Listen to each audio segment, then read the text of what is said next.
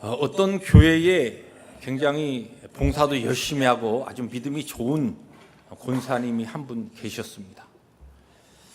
그런데 이 권사님이 아주 열심히 있다 보니까 모든 일에 열심을 내시는데, 특별히 그 교회 목사님이 설교를 하면 설교의 본문에다가 제목과 몇 월 며칠 이렇게 설교한 날짜를 항상 적어 놓으십니다. 그래서 이 목사님이 이제 어쩌다가 설교 본문을 가지고 설교를 하시고 또 몇 년 후에 같은 본문으로 설교를 하시면 뚝달같이 달려오셔가지고, 목사님, 오늘 목사님 설교 본문은 2014년 4월 27일에 하신 설교 본문입니다. 참고해 주세요. 감사합니다. 이러면서 가시는 거예요. 목사님 처음에는 참 이 권사님이 굉장히 참 말씀을 잘 경청하고 듣고 열심을 내서 또 이렇게 나한테 좋은 것을 해주시는구나. 그래서 처음에 감사합니다 그러면 목사님이 아이고 제가 감사죠 이렇게 답을 했는데, 한 분도 아니고 잊어버릴만 하면 또 오셔가지고, 목사님 이번 설교 본문은 얼마 되지 않은 몇 월 며칠 날 목사님께서 설교하신 내용이었습니다. 참고해 주세요. 감사합니다. 그러니까 몇 번씩 반복되니까 목사님이 제가 감사하죠. 처음엔 그랬는데 감사가 안 되는 거예요. 왜냐하면 설교 준비할 때마다 가만히 있어봐, 이 본문이 혹시 또 권사님 그 내 설교에 딱 들어있어 갖고 또 이게 반복되는 게 아닌가. 그래서 설교 준비하기도 부담스럽고, 또 설교하면서 이렇게 권사님 얼굴을 가끔 이렇게 보면은, 권사님 이렇게 눈이 마주치면 갑자기 마음이 좀 이렇게 주눅이 들어갖고 말이죠. 권사님 뭔가 뒤적거리고 하는데 오늘도 또 이 설교 본문이 내가 잘 골랐나 안 골랐나, 이렇게 그냥 목사님이 설교할 때마다 신경이 쓰시는 거예요. 그래서 이제 안 되겠다 싶어가지고 목사님이 기도를 시작했습니다. 주여, 저 아무개 권사님 성경책 잊어버리게 해주세요.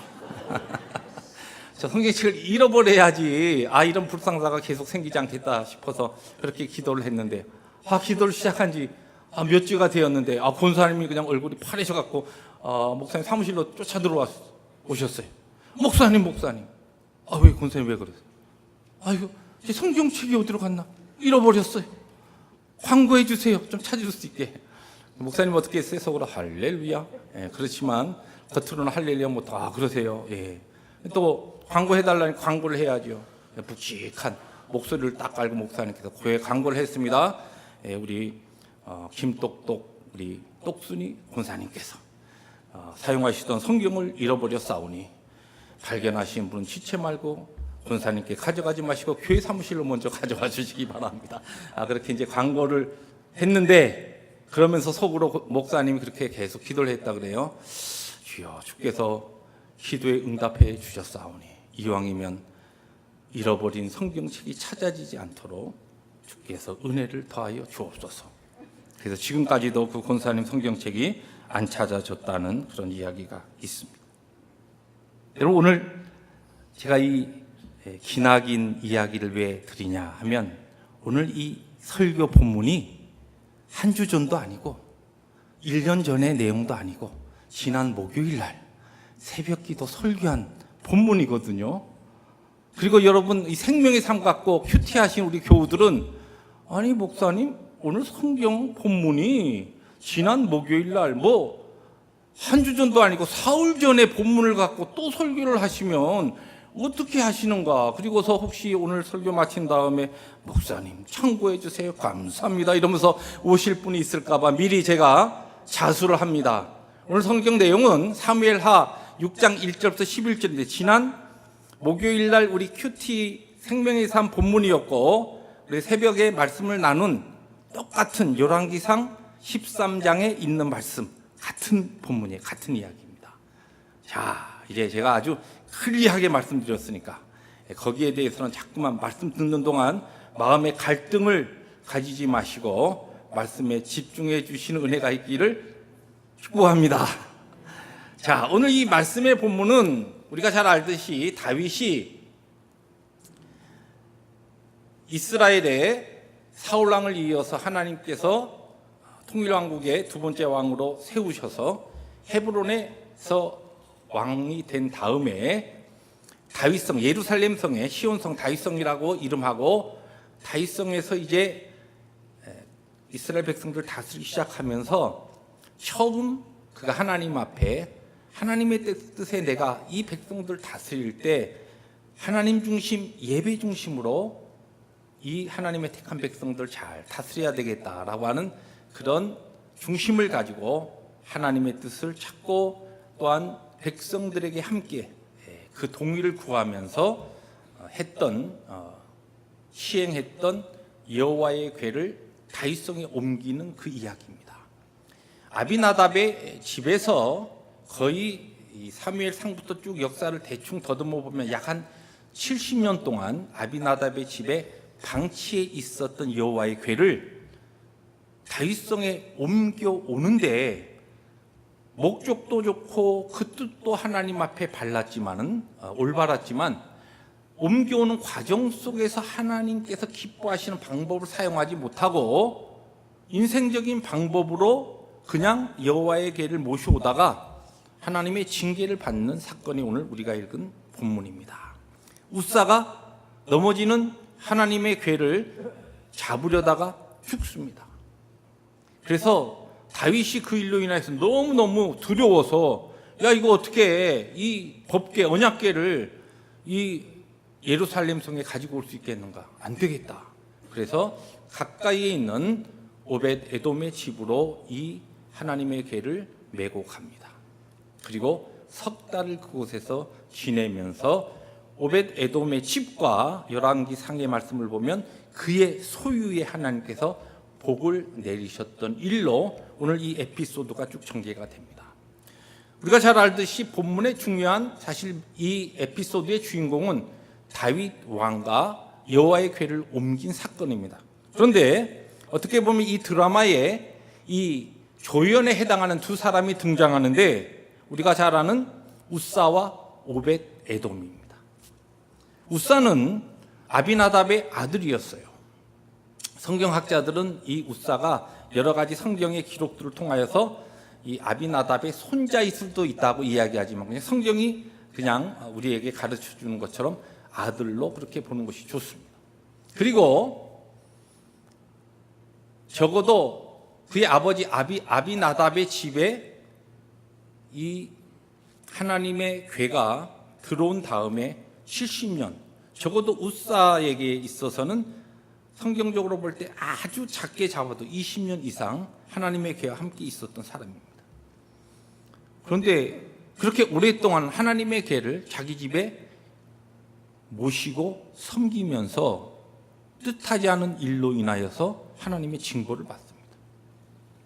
그런데 이 오벳에돔은 딱 3개월이에요. 20년도 아니고 70년도 아니고 딱 3개월을 자기 집에 여호와의 궤를 모셨는데, 그와 그의 가정과 그의 집과 그의 모든 소유에, 이건 뭐냐면 그의 모든 물질과 이 땅에서의 물질적인 또한 경제적인 삶에 하나님께서 하는 일에 복을 주셨다는 것이죠.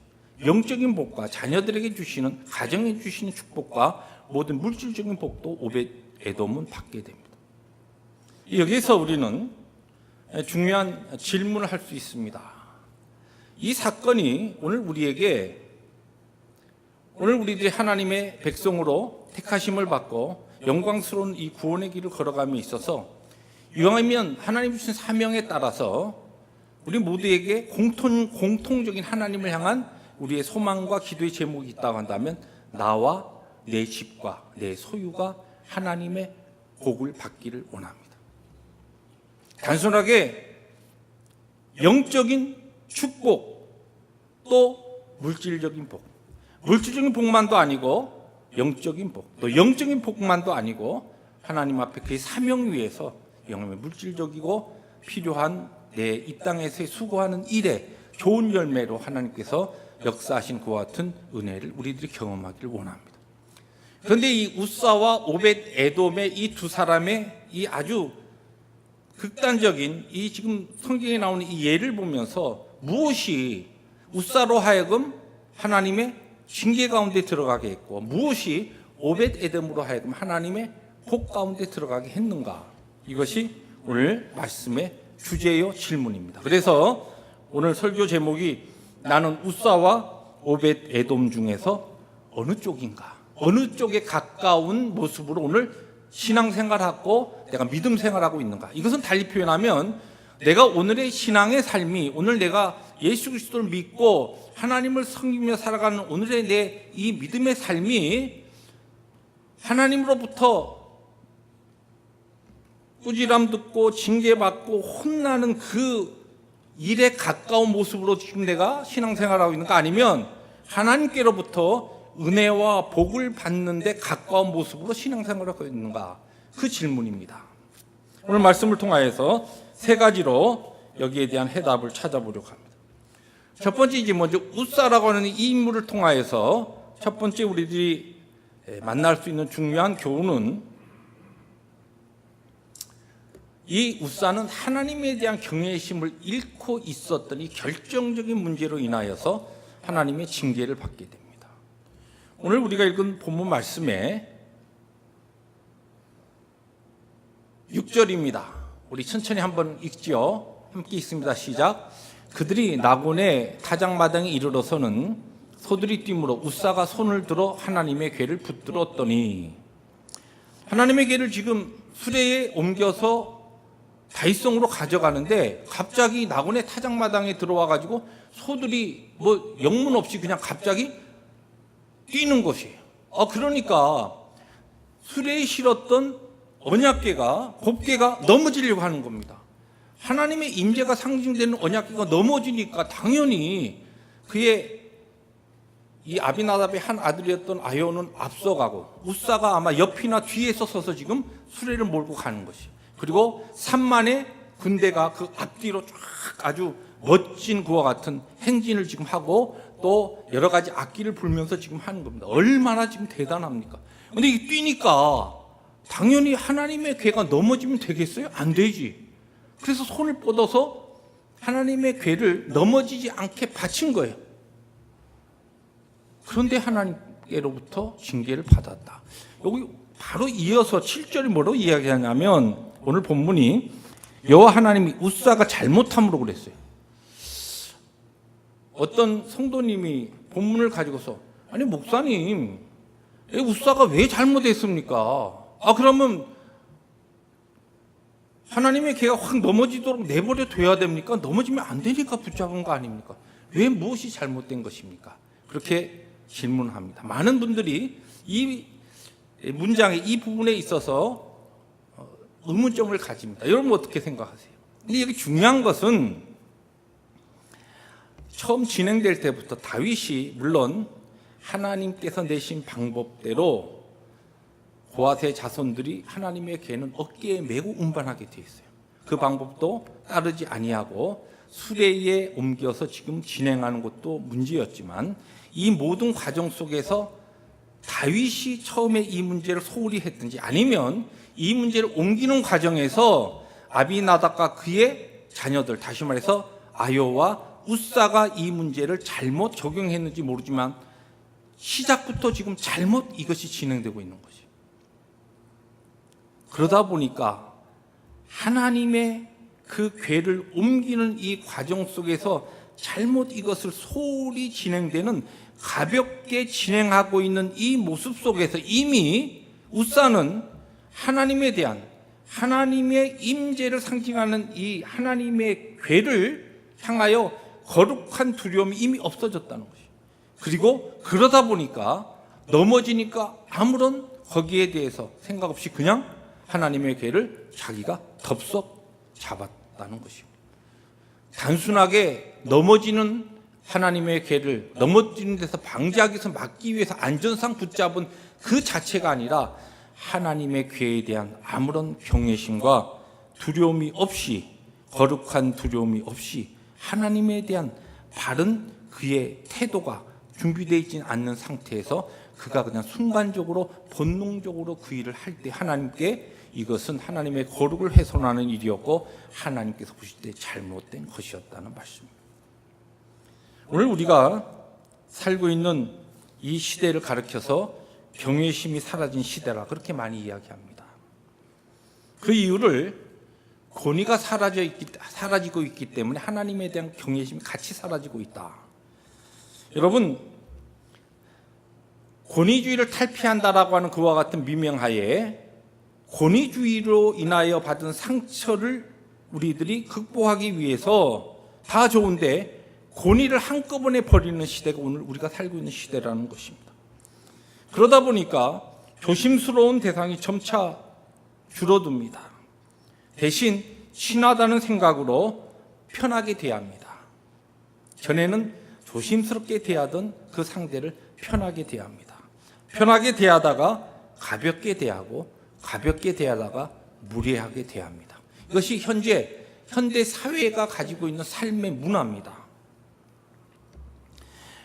여러분, 목욕물을 버리려다가 어린아이를 버린다라고 하는 그와 같은 속담처럼 권위주의의 상처로부터 벗어나려다가 섬겨야 할 권위를 모두 버려버리고 잃어버리는 시대가 오늘 우리가 살고 있는 이 현대사회의 위기라는 것이에요. 그런데 이와 같은 현대사회의 이 문화가, 삶의 방식이 우리 크리스찬들의 신앙의 삶에도, 그리고 하나님과의 관계도 이것이 들어와 버렸습니다. 이것이 영향을 끼치면서 하나님에 대하여 마땅히 우리들이 가져야 될 존경심, 경외심, 거룩한 두려움이 성도들의 삶에도 없어지는 것이에요. 하나님에 대해서 친밀감을 강조하다 보니까 정말 하나님에 대한 친밀감은 하나님에 대한 거룩한 경외심과 함께 있을 때에 진정으로 하나님 안에서의 관계 속에서 자유함을 누리게 되는데, 이 영적 진리를 알지 못하고 하나님을 우리는 친밀하게 대한다라고 하는 현대와 같은 신앙인들의 이 접근 방식이 하나님을 함부로 대하고 하나님을 어떻게 나중에는 하나님을 가볍게 대할 뿐만 아니라 하나님에 대한 마땅히 행해야 될 그와 같은 경외심조차도 잃어버리는 시대에 우리들이 살고 있다는 것이. 함부로 하나님 앞에 나와서 예배하고 별 생각 없이 하나님 앞에 기도하고 하나님 앞에 그렇게 우리들의 모습으로 하나님 앞에 나와 섬기고, 이러한 것들이 오늘 이 시대의 신앙인들의 삶 가운데 깊이 뿌리를 내리고 있다는 것입니다. 기억하십시오. 오늘 본문에서 웃사를 통하여 우리에게 가르친 중요한 교훈입니다. 경외심 없이 친밀함에 집착하는 이것이 하나님에 대한 것으로 적용될 때에 우리도 모르게 하나님에 대한 거룩하신 하나님, 우리를 창조하시고 우리를 다스리시고 오늘도 우리의 왕으로 계시는 하나님에 대해서 우리 관계 속에 우리의 교만이 나타나게 되고 하나님을 우습게 여기게 되고 하나님을 나중에 멸시하는, 자기는 그렇게 생각하지 아니하고 자신은 그렇게 고백하지 않으면서도 어떤 순간에 하나님을 아주 무시해버리고 멸시하면서 그렇게 자기의 생각과 주장대로 자기가 어느덧 하나님의 자리에 서서 살아가는 것이 오늘 이 시대의 신앙인의 무서운 삶의 모습이 되어버렸다는 것입니다. 하나님에 대한 경외심을 잃고 아무리 오랫동안 20년, 70년을 믿음 생활을 한다 하더라도 그 삶의 열매는 하나님께로부터 칭찬과 복이 아니라 오히려 하나님 앞에서 징계를 받을 수밖에 없는 바로 그 결과를 오늘 본문에서 우리에게 가르쳐주고 있습니다. 두 번째로 오늘 성경은 우리에게 이 웃사라고 하는 이 사람은 블레셋, 곧 세상 문화의 영향을 받고 있었는데, 이 세상 문화의 영향을 어디에 받고 있었느냐? 그게 일반적인 삶의 방식뿐만 아니라 하나님을 섬기는 그와 같은 중요한 신앙의 모습 속에서도 세상 문화의 영향을 받아버리게 되었다는 거예요. 이것이 오늘 성경이 우리에게 이야기한 결정적인 웃사의 문제입니다. 오늘 말씀해 보면 3절에 그들이 하나님의 궤를 새수레에 싣고, 그렇게 기록되어 있습니다. 그런데 이 지금 모습이, 바로 이 기록이 어디에 나오냐면 사무엘상 6장 7절부터 8절에 보면 그러므로 새 수레를 하나 만들고 여호와의 궤를 가져다가 수레에 싣고라고 하는 말씀에 나옵니다. 이 사무엘상 6장은 우리가 잘 알듯이 이스라엘 백성들이 엘리 제사장 때 첫 번째 블레셋과 크게 싸웁니다. 그런데 져요. 우리가 왜 졌지? 하나님의 궤를 우리가 가지고 나가지 못해서 우리가 이 전쟁에 패했나 보다. 그래가지고 아벡 전투라고 하는 그 두 번째 전쟁에서 이제 엘리 제사장의 아들인 비나스와 홈리가 이 하나님의 궤를 메고서 나가죠. 하나님의 궤를 가지고 가면 부적을 가지고 나가는 것처럼 우리가 이 전쟁에서 승리한다. 그런데 뭐 하나님의 궤가 신앙도 없이 그것을 엘리 제사장의 아들들이 얼마나 불량한 자들이었습니까? 믿음도 없이 하나님 앞에 바른 경외심도 없이 그저 하나님의 능력을 사용하겠다고 부적을 가지고 나간 것처럼 그런 자세로 하나님의 궤, 여호와의 궤를 가지고 나갔던 이스라엘 백성들은 블레셋에 아주 크게 아주 패하고 하나님의 궤를 블레셋에 빼앗겨버려요. 이 블레셋 사람들이 이것을 가져다가 야, 우리가 여호와의 이 이스라엘 백성들의 신이 이 여호와의 궤를 빼앗아 왔다. 그래가지고 다곤 신당에 갖다 놨는데 아침에 일어나 보니까 이 다곤 이 신이 무상이 그냥 여호와의 궤 앞에 넘어져 있는 거죠. 이게 무슨 일인가? 그래서 이 여호와의 궤를 이곳저곳으로 옮겨가는 동안에 어떤 일이 일어납니까? 블레셋 지방에 하나님의 징계로 인하여 연병이 돌고 독종이 돌면서 사람들이 막 죽어나갑니다. 야, 이게 도대체 무엇 때문에 이런 문제가 생기는가? 이 하나님, 저 이스라엘 백성의 이 신을 상징하는 이 하나님의 궤를 우리가 가지고 가서 함부로 이거 대해서 이런 문제가 생겼구나. 그래서 이 하나님의 궤를 이스라엘에게 돌려보내는 과정 속에서 블레셋 사람들이 무엇을 했냐면 새 수레를 하나 만들고, 이게 사무엘상 6장의 말씀이에요. 그리고 여호와의 궤를 가져다가 그 수레에 싣고서 어떻게 했습니까? 바로 이스라엘 백성 벳세메스로 이것을 돌려보내죠. 하나님을 알지 못하는 사람들은 자기 방식대로 무지하니까, 영적으로 모르니까 하나님의 백성도 그렇게 삽니다. 그런데 이 블레셋 사람들 하나님께서 징계하시잖아요. 왜냐하면 그들은 어차피 하나님의 백성도 아니고 하나님의 진리도 알지 못하는 자들이. 그런데 이 바로 블레셋 사람들의 이 방식이, 그들이 하나님을 섬기는 그 방식이, 하나님을 어떻게 여호와의 궤를 옮겨야 된다라고 하는 것을 분명히 율법으로 이스라엘 백성들이 가르쳐 주셨어요. 다윗 왕도 마땅히 알아야 하고, 뿐만 아니라 이 여호와의 궤를 70년 가까이 모시고 있었던 아비나답과 그의 아들들도 이 기본적인 하나님이 어떻게 여호와의 궤를 옮기게 하셨는가라고 하는 걸 알고 있어야 되죠. 아마 알았을 겁니다. 모르진 않았을 거예요. 그런데 이것을 그냥 가볍게 생각한 것이에요. 이것이 옮기고 할 때 전에 보니까 블레셋 사람들이 멋지게 수레를 새로 만들어 거기다 싣고 오니까 멋지더라.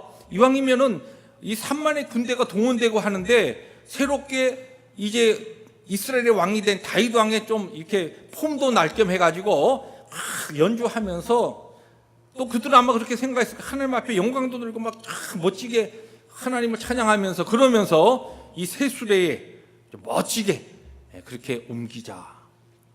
바로 세상적인 블레셋의 문화가, 삶의 방식이 하나님을 섬기는 그와 같은 중요한 문제에까지 영향을 끼치고 있다는 것이. 이것을 달리 표현하면 세속화입니다. 이 땅에 우리들이 하나님의 영광을 위해서 살아가면서 세상의 빛과 소금으로 들어가서 살고 있습니다. 그러나 하나님께서는 우리로 하여금 세상의 빛으로 소금으로 영향을 끼치라고 했지 세상에 거꾸로 영향을 받으라 한 게 아니에요. 하나님의 백성으로서 세상에 우리의 거룩한 복음에 영향을 끼치지 못하고 거꾸로 영향을 받게 될 때 그것을 뭐라고 이야기하냐면 세속화라고 이야기합니다. 우사는 하나님을 섬기는 방식에도 세속화돼 버린 것이에요. 뉴욕 브루클린에 가면 조셉 마테라라고 하는 그 교회 담임 목사님이 있습니다. 많은 글도 쓰고 아주 중요한, 또 일반적인 그 작가로서도 많이 이름을 날리고 있는 분인데, 이분이 쓴 그 글에 보면은 세속화된 기독교인의 10가지 징후라고 하는 그런 글이 있습니다. 10 signs you are a secular believer. 당신이 세속화된 신앙인이라고 하는 것을 알려주는 10가지 사인이 있다라고 하는 거죠. 그러면서 그 자세하게 그 내용을 설명하는데 제목만 여러분에게 소개합니다. 한번 이 제목을 여러분들이 보시면서 나는 오늘 하나님 앞에 그리스도의 정결한 신부로서 오늘 살아가는 하나님의 거룩한 백성으로 이 징후들은 나에게 없는가? 한번 체크리스트를 갖고 한번 체크해 보세요. 첫 번째, 세속화된 기독교인의 첫 번째 사인입니다. 하나님의 뜻이 무엇인지 먼저 생각하지 않고 중요한 결정을, 내 삶의 중요한 결정장 내린다는 거죠. 결정을 해야 하는데 하나님 앞에 이것이 바른가? 그렇지 않은가? 하나님께서 원하시는가? 그렇지 않는가? 이러한 고민 없이 그냥 중요한 내 삶의 일들을 내가 결정해 버린다. 세속화된 첫 번째 사인입니다. 두 번째 사인은 하나님보다 사람들의 생각이나 시선을 더 의식하고 살아간다는 거죠. 하나님께서 내가 지금 이러한 모습으로 하나님 앞에 살아갈 때, 신앙생활할 때, 교회를 섬길 때, 예배할 때에 하나님 코람데오의 정신으로 내가 신앙생활하는 것보다는 내가 오늘 이렇게 예배하고 내가 이렇게 신앙생활하고 교회를 섬기는데 다른 사람들이 어떻게 나를 생각해 주나, 다른 사람들이 어떻게 나를 여기고 있나라고 하는데 더 많은 신경을 쓴다는 것이 세속화되어 있기 때문에 우리에게 나타나는 사인입니다. 세 번째로 성령이 아니라 돈에 이끌립니다. 하나님의 백성, 거룩한 백성들은 성령에 이끌려서 살아야 되는데 물질과 돈에 이끌려서 살아간다는 것이. 네 번째로 교회 참석하는, 예배 참석하는 주 목적이 하나님을 예배하기 위해서가 아니라 인간관계를 위해서, 다시 말해서 사람 만나고 사람 때문에 예배에 참석해서 하나님 앞에 교회에 출석하고 있다는 거예요. 다섯 번째, 대중문화가 추구하는 가치를 따라갑니다. 대표적인 예가 지금 교회 안에도 많은 교단에, 이 자유주의적인 교단에 이미 세상이 추구하는 동성애가 그냥 하나님이 창조하신 질서 가운데 한 부분으로 우리가 인권으로 받아들여야 한다, 소수로서 받아들여야 한다라고 하는 그와 같은 생각과 가치가 교회 안에도 이미 많이 들어와 있습니다. 무서운 시대입니다. 하나의 예지만 대중문화가 추구하는 가치를 따라갑니다. 개인이 세속화되어 있기 때문에 그렇다는 것이. 여섯 번째입니다. 하나님은 당신의 인생의 한 부분일 뿐이라는 것이. 하나님이 나의 전부가 아니라 내 모든 것은 내가 주장하고 결정하고 내가 지금 추구하는 삶이 전부이고 하나님은 그 삶의 한 부분에 불과하다, 이런 생각과 가치관을 가지고 살아가고 있다는 것이. 일곱 번째, 하나님을 추구하는 삶을 절대 살지 않는다는 것이. 이건 무슨 얘기냐면 하나님을 추구한다는 것은 하나님의 영광을 위해서 살아가는 삶이 사실 없다는 것이.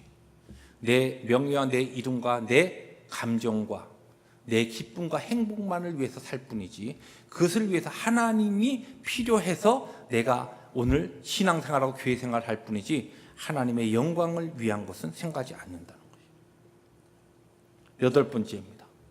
당신의 삶이 다른 이들에게 복음의 영향력을 미치지 않고 전도도 하지 않는다. 내 삶이 내 주위의 사람들에게 거룩한 복음의 영향력을 끼치는 삶을 살고 있지도 않고. 왜요? 세속화되어 있기 때문에, 세상으로부터 영향을 이미 받았기 때문에 영향 끼칠 능력이 나에게 없는 겁니다. 성령께서 나를 통해 역사하실 것이 없어요. 그리고 또 하나의 증거가 뭐냐면 전도하지 않는다는 것이에요. 우리 전도행전에 우리 교회적으로 광고하고 지난주까지 우리 명단 내라고 했는데 지금 보니까 우리 목장에 딱 반 정도가 지금 제출했어요. 오늘 내로 기도하시면서 꼭 제출하시기 바랍니다. 마음을 모으시는, 이거 교회 이 지금 특별히 이 방목소가 전에하고 좀 다르다, 왜 저렇게 그냥 앞에서 설치나? 예, 그게 아니에요.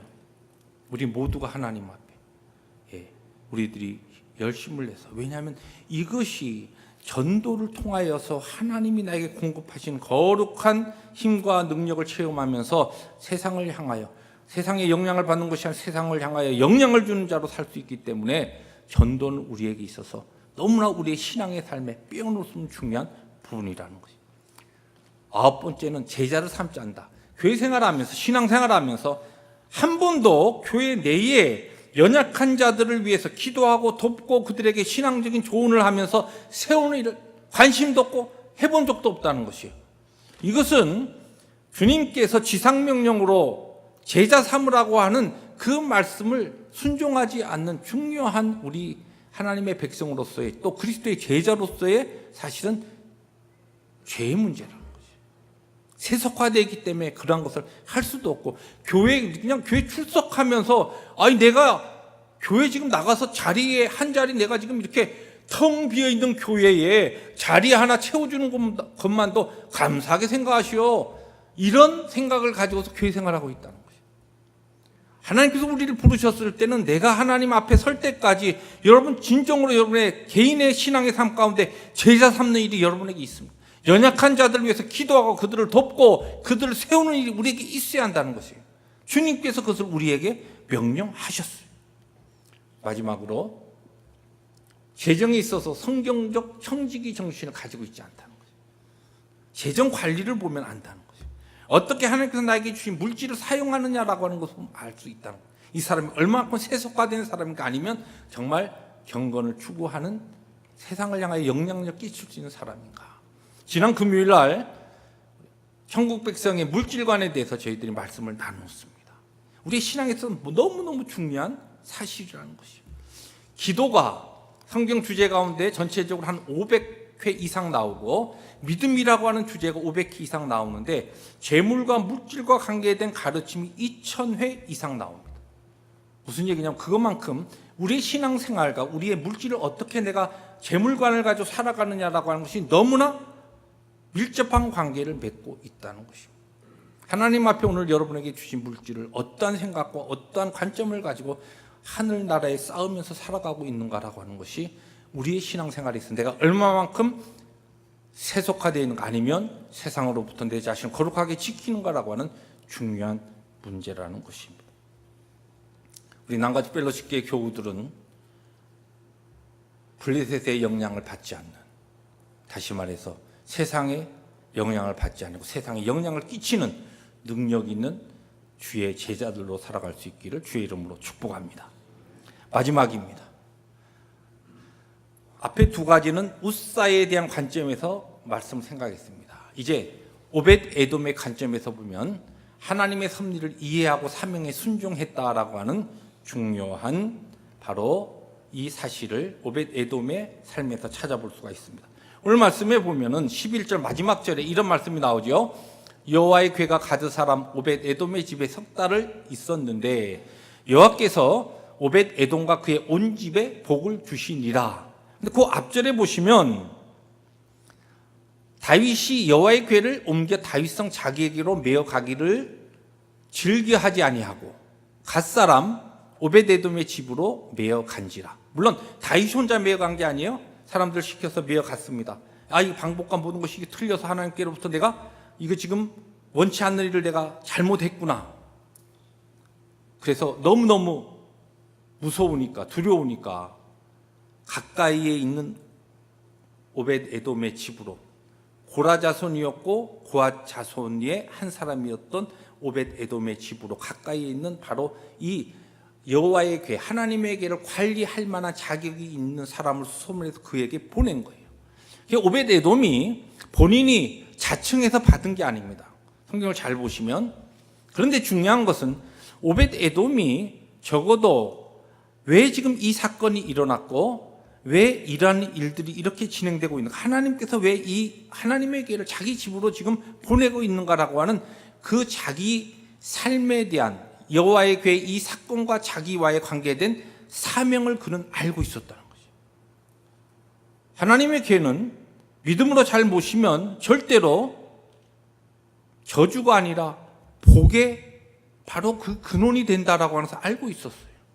그래서 지금 하나님의 궤를 하나님의 방식으로 옮기지 않고 세속적이고 블레셋 사람들이 하던 방식으로 그냥 폼나게 이렇게 옮기는데 집중하였던 이 방식이 하나님 앞에 바르지 않았기 때문에 이런 일이 일어났지만, 두렵고 물론 이런 것을 옮기다 보니까 사람이 죽는 일까지 생기는데 어떻게 보면 인생적으로 볼 때 애물단지예요. 그런데 그렇게 생각하지 아니하고 이것이 진정으로 믿음으로 바로 하나님의 뜻대로 이 하나님의 궤를 내가 모셔드려서 관리하고 섬길 때에 나와 내 가정과 내 모든 것에 복이 된다는 것을 알았습니다.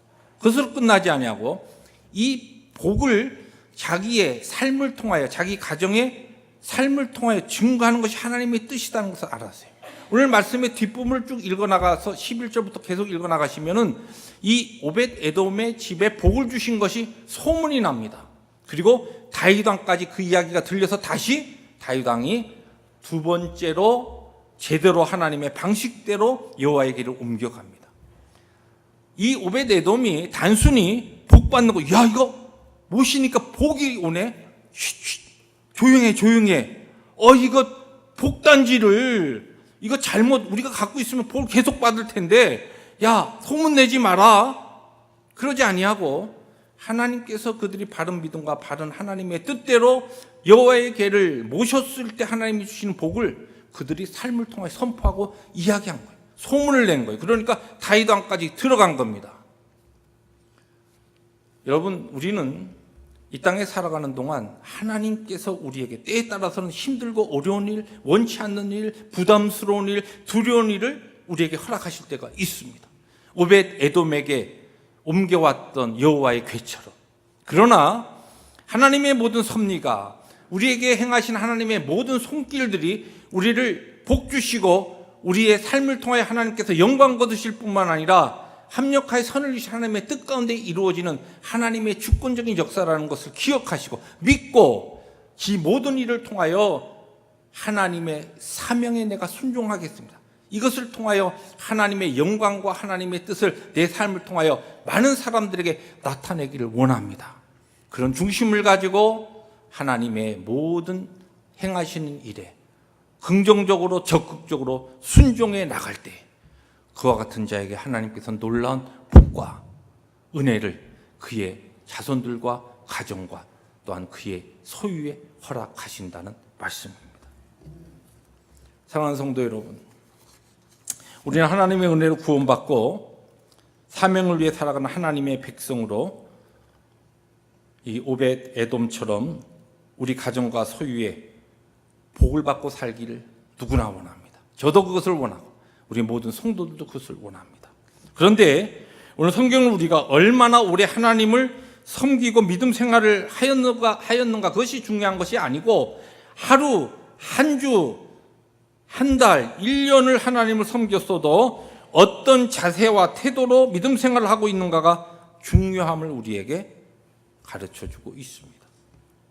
하나님에 대한 경외심을 잃지 말고 신앙생활을 할 수 있는 우리 펠로십 교우들이 될 수 있기를 주의 이름으로 축복합니다.